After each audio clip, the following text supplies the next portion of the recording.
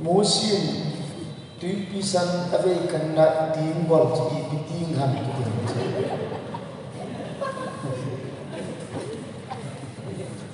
mita nam kai ti nai chu chỉ cho căn đòn của đây hay là cái phần thế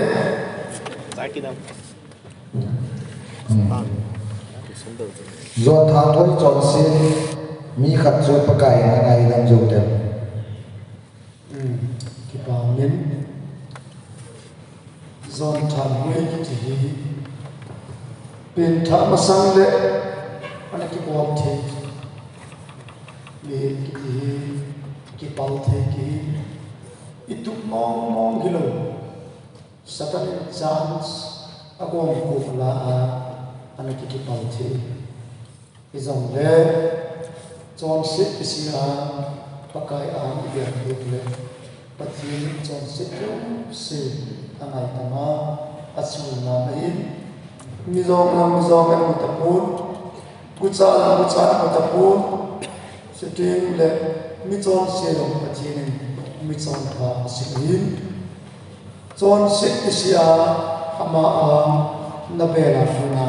bắt đầu apo sai achuna mai tai kichu kadon today ai le pu kon chu thum dei bu be mo dia phat la lo ni me mi nan chini ma sa nu pa hin ho aki mang ta chiting le holy marriage ki bo the dia bo mo na ipi ma alam pi sin se be zon kasaitan eo in holy marriage city in tulai na tam zon holy marriage city tapon Christian marriage city Christian love and Christian marriage city in holy ti tiang le poi na tam ta min izong le tua kasai ngom si committee le zoa kasai to ki pam mai ti in holy marriage kiti tiang achieng chọn xếp na nei lo hilo chọn xếp na nei lo on holy marriage all ti le xếp chuma holy marriage all ti lo aji chu mi jong si chọn si pai ga hilin rom tum tum sam sam ni tu mi jong si chọn si ai dunia se nong choi le na pin thama sanga azawa ka sei panga zon thal hoina nana bol the nana ki pal the ama wa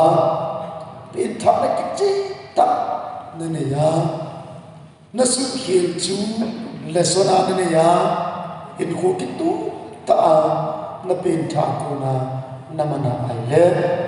Christian marriage na bol the ti chu ka sei pi lo me ale tu ko jong ni na tu lu zo wa chon se na thaki chu ti le khono ma bin tha ji ta amu hi tai ti tu lu ni ave na lu ki the ha tu lu zo wa chon se na thaki mu thaki ji zo wa ai le a khono ma ho bin tha ki ave la tu lu ki the ha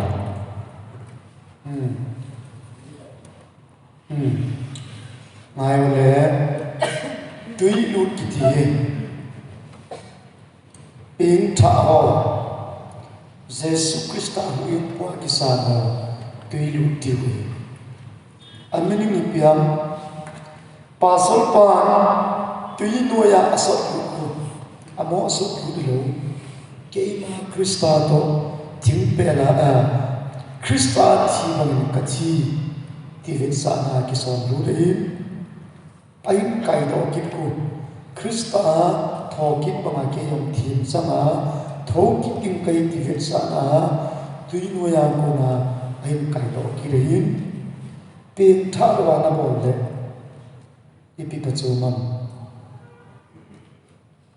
ka ko wa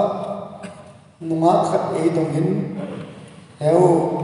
pin tha la vin tui du lan ipi pa chu mam ati ken ka don ku na chu apa chung ding chu tui na che de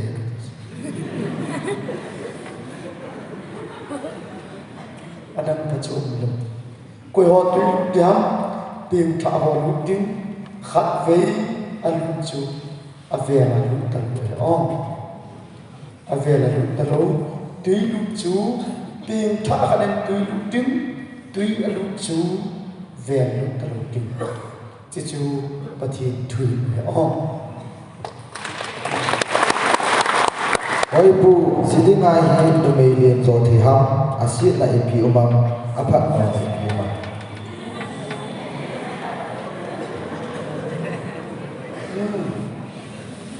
azoi se ye chahi isei tin man lo yin I theile mi hin gi ja mun khata kem ka cheu le upa khat ko min office ai bu ke hi bui na he adam ai bu ka ji nu to kam khom po le ka lu thip holai le leng sing si e ati ti chen hon he dai le ta chu zindagi chen ne wan ka he ni chu azinu anga ai wanga azinu chungai luktu anei televin nu nei tang angai tua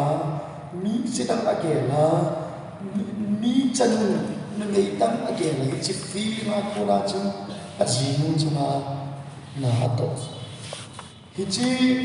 chu I pizia metia hele azinu chu amasa te zo mi ngai le chu nu pai nu huai azinu chu nu nei ki chan le in thi san po le in ya chu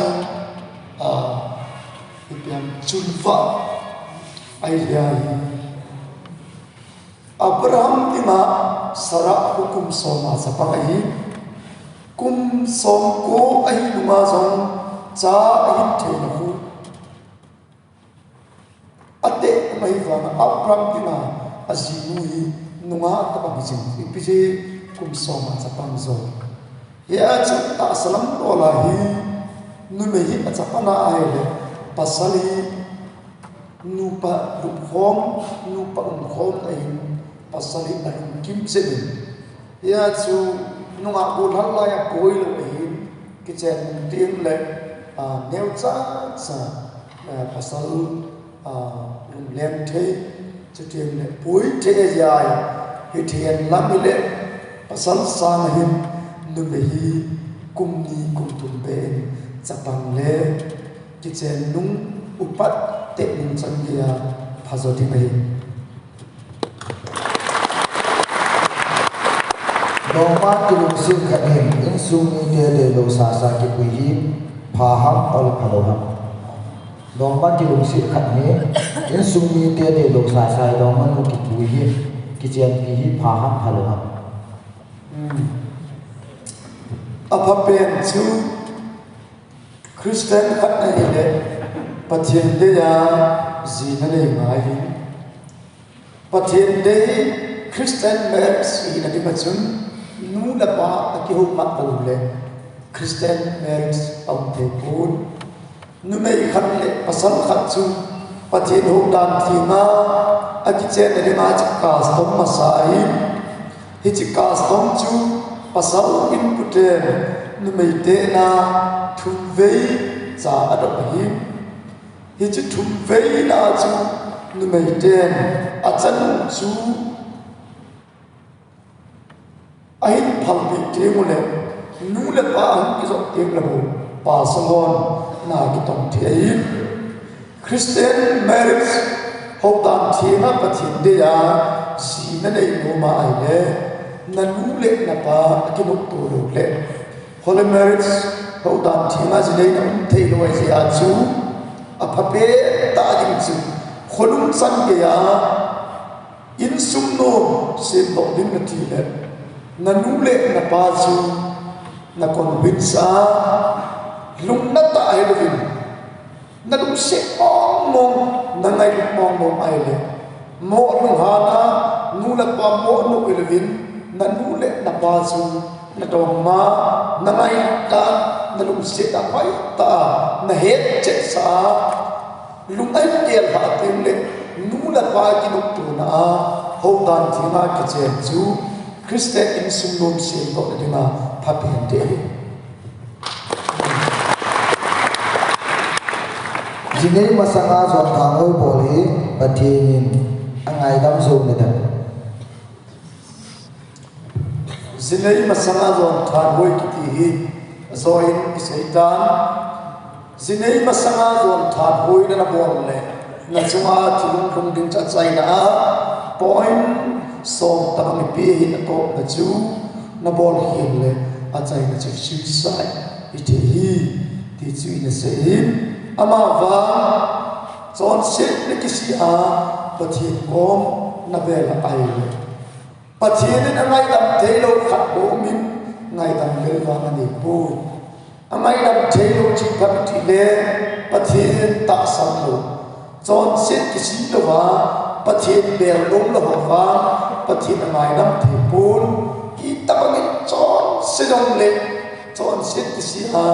lung ai ya pathin abel le pathin amai dam so ve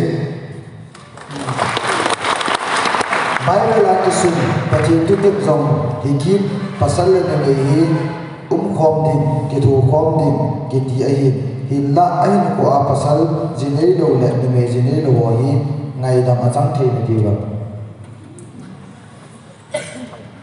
jinei ki ti hi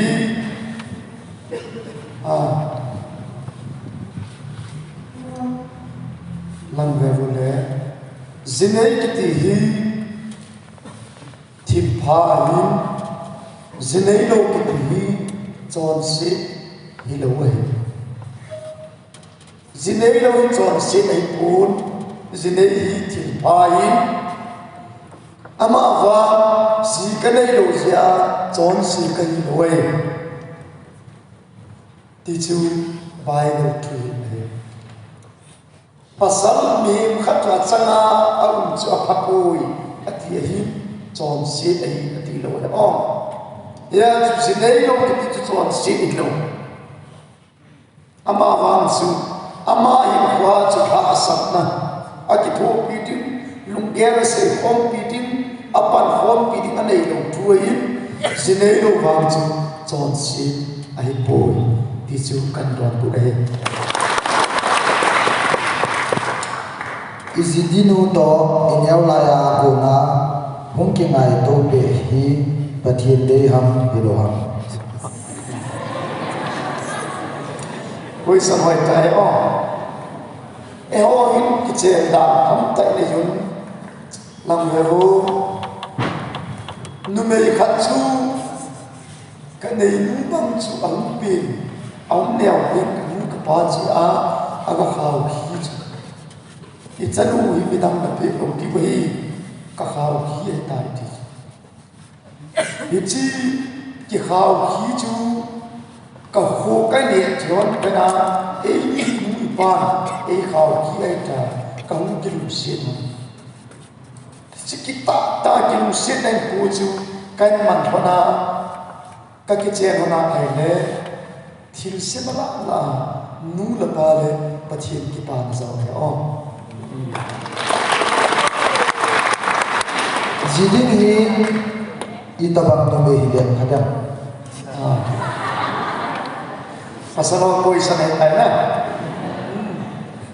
ken ji ka hol chama sakwe na pe tha de hin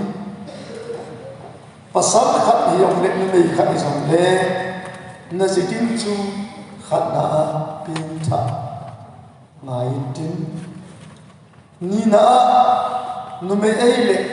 anut ne phan ti aje chu nu me ne ti apasal ki pate ke adam tam ta chu ken se the ko katin ai dunia ken ka se the ken ni ka don nom chu adam cha bang tai ama va na zitia na len nu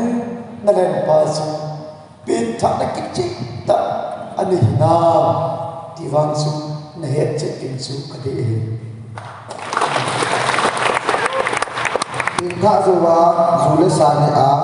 athi ju ko na patien gyal do ho patien na sam ki de ping tha zo wa Jule sana ki na achi ke ko na pa chi ning gel do ki no kon pa chi ning angai asam thei da chi chu itamole follow program team le se di we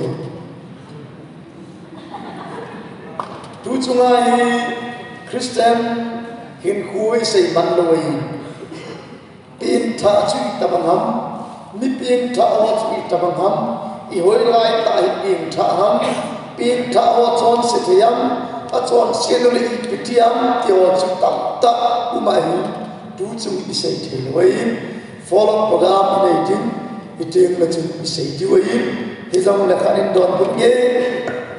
zon le khatot khatna zonin pathin cha te chu a chon se long ji ta bu pin tha ti ta chu nôm ta chọn xếp bol con pin thả ta lộ về on dan thiam lo wa zu nei hi pathi ning a dei mo am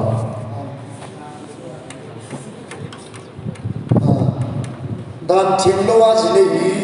pathi ning a dei mo am tu la in society vin ai le Holy Mary City vin ho dan thina zu nei hi helanga Christian marriage sarna hin ne le sa chuting le alak luna decoration hoi ya tu pi samai le in chen gen the vai cha hoding in dan thinga jene aha satan ni bol mangai bol zo lo le za cha khumin chi sa ma chu ki zol zam tingi tu lai in suk tam tak poi nei ai ka se ti lung chu ni la khat se sia lan o dam thima ji na nei the le ma khum ka loi pa hu bol sip sam dis a chi nei chong Holy Mary dan thima alak lang asuk mang ya hu holy holy holy de lo ha thina thiam ni lo kai khoma pa som pa ta go aki chai le ton langa cha don Holy Mary se thon thon hit abang poi na nei in sung ha sa nei le iki het to thil ama va nu la pa de lo le pathin de lo va kita kha masak dia zinei kitio ai lo le ipiam pol che ta zinei ti hovan na pol lutin thupi ta zinei decrease no apathin ki pa ai bu pathin ki pa ni chu na nu le na pa ki hu to din pa sol khat in ai ta agop hi he ji pathin ki pa na zo ai athupi pen wang chu alak lak su de pai gerin la na lum se pen na ngai lu pen to na ki chen ding ai le pathin de jin pa sol khat het ke na ji na nei ding wang chu na tal het ding pakai na ka tim ta lung se ki ti hi oya hum ke banham lung se ki ti oya hum ke banham lung se hi hoya hum ke banham iti ai le pathina hum ke banham mi khat na lung se theina na mai lu theina he chi lung se ki hi pathina ko na give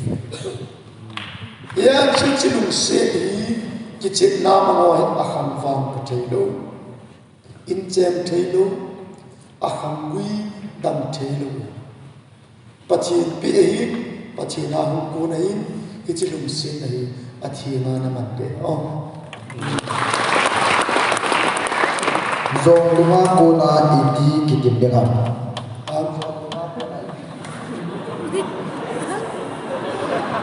se ko zong luma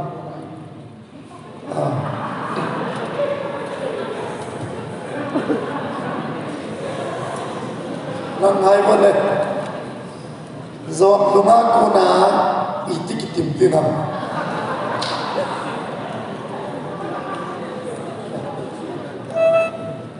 ve mo le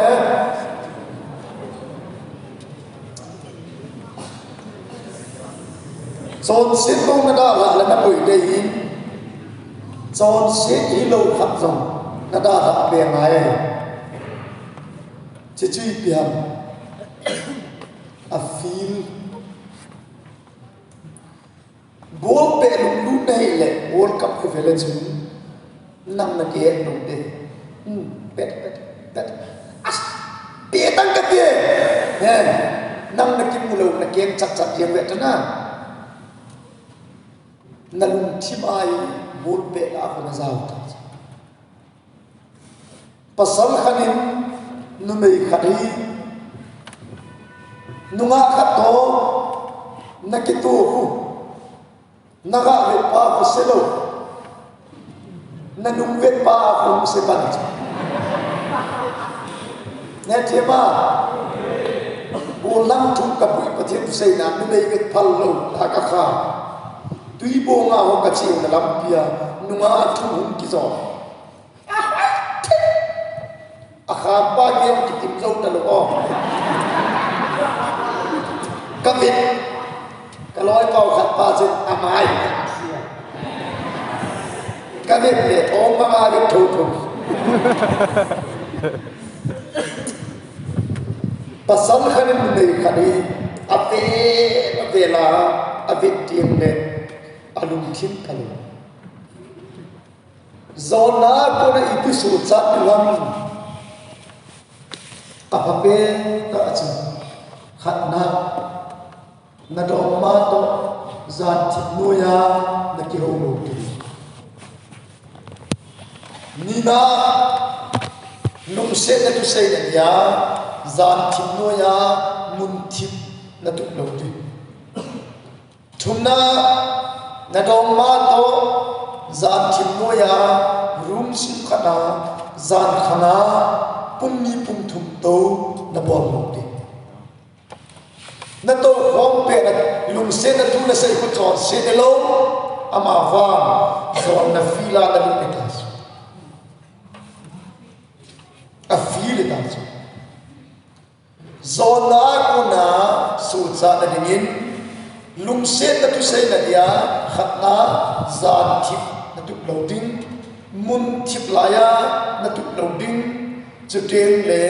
zan thimnu ya room sum khana zan khamkin ke ya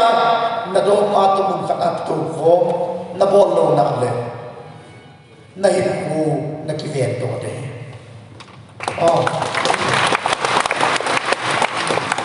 e sanga ne zo pasal ki kian pi le ipia khat mo na om da asawa se ta suna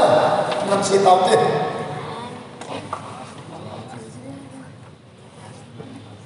oya pu true love wait kiti hi kim kha ni ko ha kiti lam pa na ki mak na ne ya lang ve bo le lung se na ti ta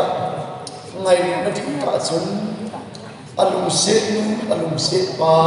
hin ko cha he thiemin tun bang pasal khat chu target ne ya hin khoma ngai kum thum kum li zo kem le atu chu amol so ti vitale hichi atu amol so na alol na pa chu aga chu ko ne ya min ti le nu me so ama di mama nu me khat jong chu tuk ki chi ta ni a hin ku manga milol hi ai ne alol hi ga na ding chu apasalahin ya chu dum sit ti ta ngai na ti ta ki ti chu apasal he thiemin anu me he thiemin a he thiem na bai ta ji chu lung halovin ta san nei ta in anga in anga so vi na he khát là sẽ đến như lại chúng cùng thùng băng năng à đi lệ namo nga đi lo amadia kita ta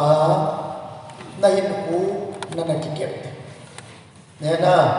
pasalin trong numei dang to kha lo tin numei trong pasal dang to kha lo tin nanga dingin kita tain ka sing nai tia ni khat le be ita san le ama adiat ka san in na pai sa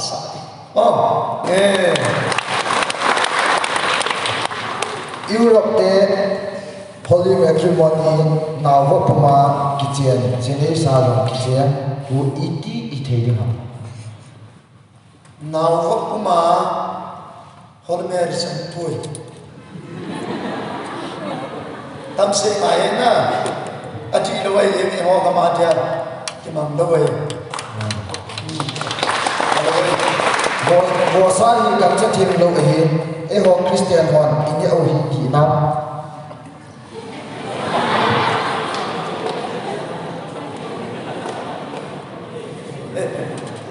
Judaism doctrine हम लोग ताई ना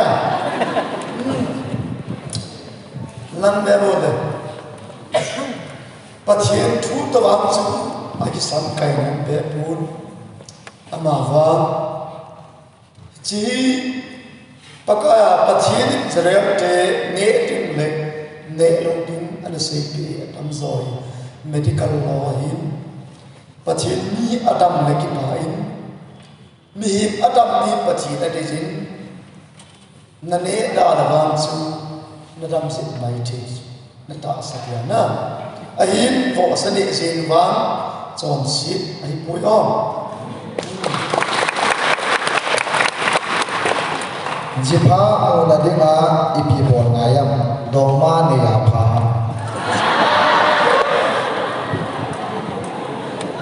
Silam tu belon na kelas ai lawai tanna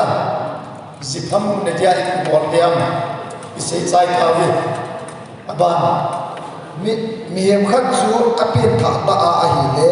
ani acha anga adim ahin hepna azong tampi atu ding ahin ahi le hepna ha lu ki kha ta a hi le pathinin angai dam zo na jam ichi tua si chu Christian hin huai de dan e pha be yo no se din tun pum tu me de dan follow program team le tua subject ki tu Christian love and marriage ki sam kai wa chu I don put hin adam Christian in huai follow program team le isai tu ta na tu ni isai de ni ti wai tai aji chu kang chen chala don put long chu na boy now chu soft so lo de hin na e chun follow program team le say no ma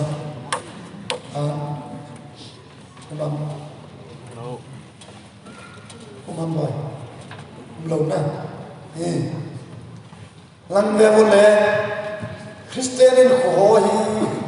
follow program team la hoi ta practical ki thua isai to to ti wai isai ning chu mi pim tha chu ta ba ham mi cha pim tha la hoi lai pim tha ham abana let na ti ka zo diam pim tha ho chon se thei na layam a chon se ti di kapim thakia chon se polo hu I piam I ti ham pim tha mo mong ka chon se le I ti de ham ti ho chu follow program team le isai livin koi do tin tunia I subject to kisam kai Christian love and marriage to kisam kai ho thu do neo cha chang nan do ho chu I don put now I chan chui tan theo